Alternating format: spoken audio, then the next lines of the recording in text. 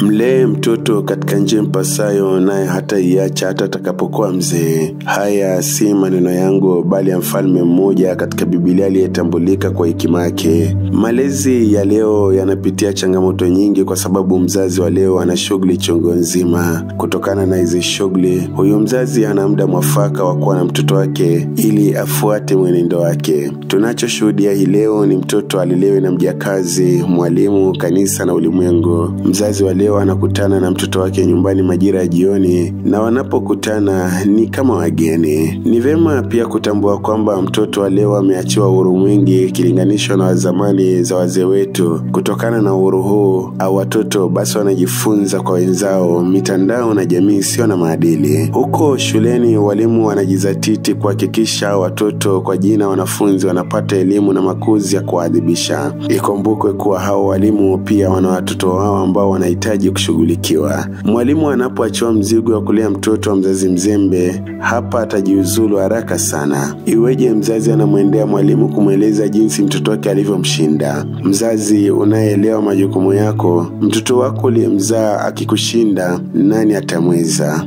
Kitakachotokea ni mtoto mkaidi wa kuvuruga amani ya jamii na taifa kwa jumla. Ulimwengu sharti utampa funzo. Mwalimu, kipenga cha maika kinakutaka uwe na hekima za kuwafunza na kuelekeza watoto wa wazazi wenzako. Chukulia mfano wa tukio katika shule ya upili ya wavulana Eliten, kaunti ya Kericho, ambapo tumeshuhudia uharibifu wa mamilioni kwa sababu wanafunzi hao walinyimwa nafasi ya kutazama runinga. Hili si mara ya kwanza linafanyika, lakini kipenga kinauliza mkuu wa shule hiyo, hivi kungetokea uharibifu upi iwapo wanafunzi hao wangetumia muda wa dakika 90 kutazama runinga? Alipoona dalili za maji yakizidi unga, alichukua hatua zipi kuziba ufa? Sauti ya kipenga inawakumbusha wakuu kulegeza kamba kwa hekima ili kuokoa uharibifu wa mali na maisha. Kuvunjika kidogo hakumaanishi eti umeshindwa, ila ni nafasi ya busara kuwatawala washindani wako. Hekima, elewa kwamba wewe ndiye mwenye akili na hekima. Una uwezo wa kufanya maamuzi bila kusukumwa na hisia kama wanafunzi hao. Taasisi zinazofunza walimu zikumbatie mifumo mipya ya kuimarisha saikolojia ili walimu wajue mbinu mwafaka za kuwashughulikia wanafunzi, hasa wanapotishia kuzua vurugu. Tumepuliza kipenga. Hii ni Amaika Radio. Mimi ni Agadias Ikoha.